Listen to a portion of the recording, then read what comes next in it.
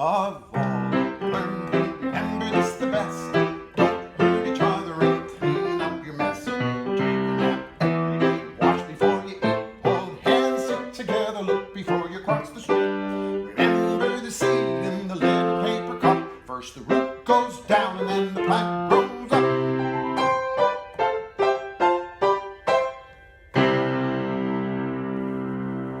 Hi, I'm John McCutcheon, and I'm talking to you today from my little home studio right here in Smoke Rise, Georgia, where I have been sheltered at home, just like y'all. And I hope everybody in your house is healthy and safe, and that you're all staying home. Now, some of you may know me because of my songs. Some of you might know me because of my books, whether it be Happy Adoption Day or Flowers for Sarajevo. And some of you might know me because I'm the guy who happens to be lucky enough to be married to the wonderful children's author and storyteller, Carmen Agrediti.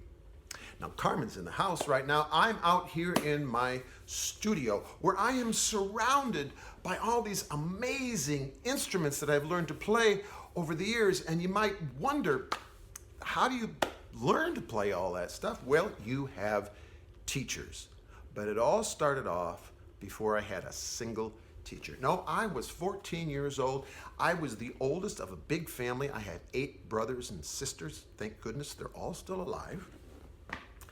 And we didn't have really a lot of money. So imagine my surprise on my 14th birthday when my mom and dad presented me with a guitar. I've been bugging them for years to get one, and here it was. And I was so amazed and thankful. But I also knew that we didn't have any money for lessons. No, I was on my own. So I did that day what I had done so often when I needed information and I had no money. I hopped on my fat tire Schwinn bicycle and I pedaled my way down to my favorite building in our entire town after my grandmother's house, the public library. It's the place where I had discovered Winnie the Pooh, where I had been on a raft going down the Mississippi with Huck and Jim, where I had crouched in the bushes with Scout and Jem and Dill outside of Boo Radley's house, where I'd coursed the deep with Captain Nemo, leagues under the sea, where I'd fought at the Alamo with Davy Crockett. It was an amazing place. I loved it. And it was there on a little thin paperback book that I found on the shelves that I learned how to play the guitar. And buddy, it was off to the races. Then you couldn't stop me. I loved the guitar, but I liked all the other instruments I heard played, with fiddles and banjos and mandolins, and I didn't know where to learn any of that stuff. There were no books in the library for that. There were no classes you could take. There was no school to go to. No, I had to go out and find teachers. And I found people who I called old guys, who'd been playing music all their lives. Now, they were not professional teachers at all, but they were so surprised and, believe it or not, happy when this young kid knocked on their door, and they'd open the door and I'd say, "Hello, I'm learning to play music, and I sure like how you play. I wonder if I could learn a little something from you." And they were always so generous and so kind, and I made a promise to myself back then that if ever I became an old guy, that I would be sure to teach young people what I knew. So, you're not going anywhere. I'm not going anywhere, and I guess, yeah, I guess I'm finally an old guy.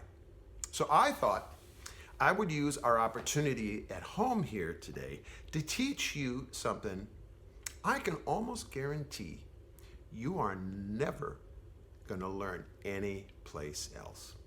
I am going to show you how to play the Jew's harp.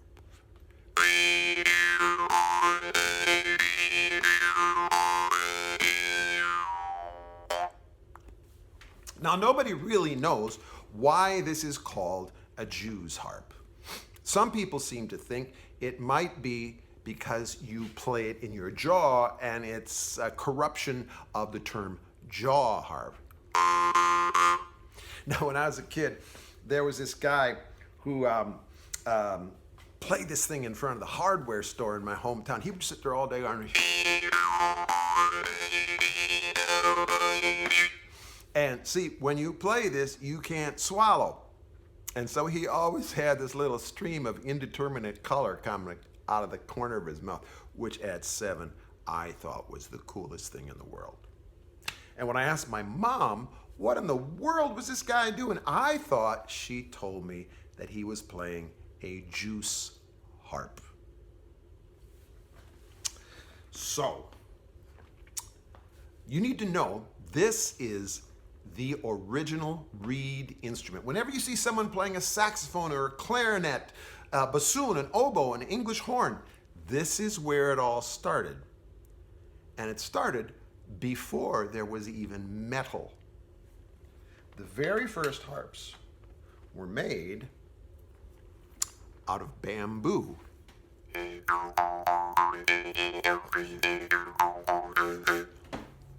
Well, once they started making things out of metal, they realized they could make harps that would last a little longer and be a little louder. Now, for instance, in Southeast Asia, if you were a kid there, you would have something like this in your pocket. It's just a little bamboo tube with some decorative wrapping around it, and there is this string. And what you do is you unwrap it. It's a lot of wrapping. Let's see what happens. Okay, now it's just a single string. You hold it upside down and you lift up the bamboo, and out comes a little brass Jew's harp.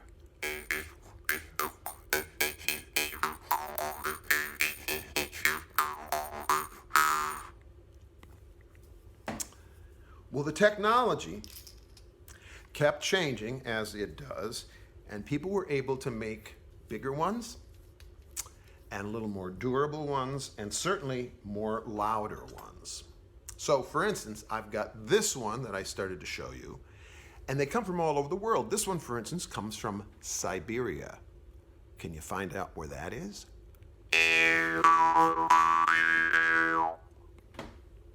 I have another one here that comes from Hungary.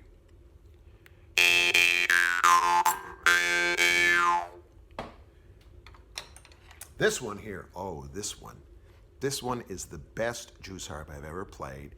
It comes from Kyrgyzstan. Now, one thing you probably noticed is as the harps got bigger, as the tongues got longer, the pitch got higher. What do you suppose this one that I just got in the mail from Russia will sound like? Let's listen.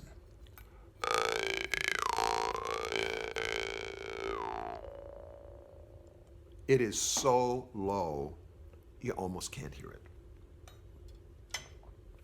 So I went out looking for all of these people to play, who played these different instruments, whether it was the banjo or the guitar or, say, the mandolin or the mountain dulcimer.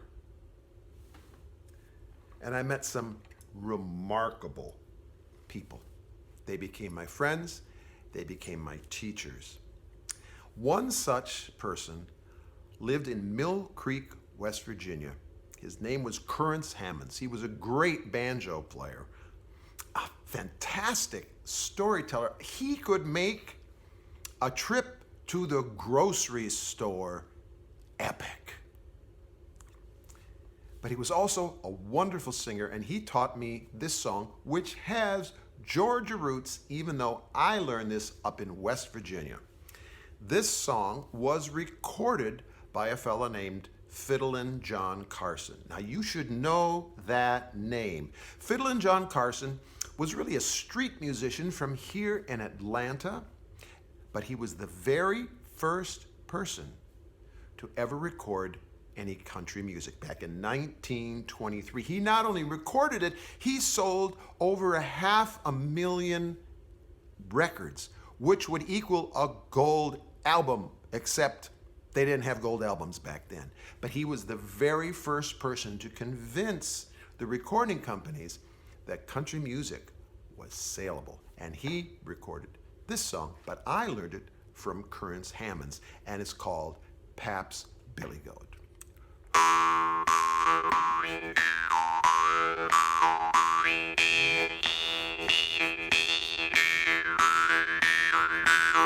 Well, Pappy bought me a great big billy goat. Mama, she washed most every day. Hung the clothes out on the line. The gosh darn goat, well, he came that way. He started eating on my old red shirt. You ought to hear them buttons crack. I'm getting him with the son of a gun. I'm gonna tie him across the railroad track. So I tied him across the railroad track. Train keep it coming at 1,000 rate. He belched up that old red shirt, and the gosh darn goat, well, he flagged that train.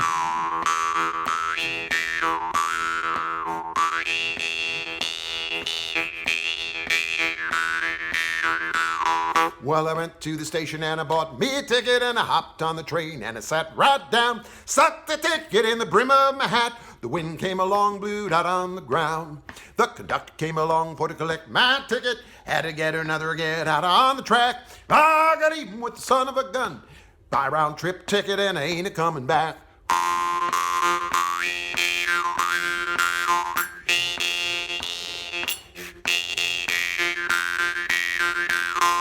The darn fool, the old fool, married me a widow. The widow had a daughter and her name was Maud. I married the widow and my daddy married the daughter, and now my daddy is my own son-in-law.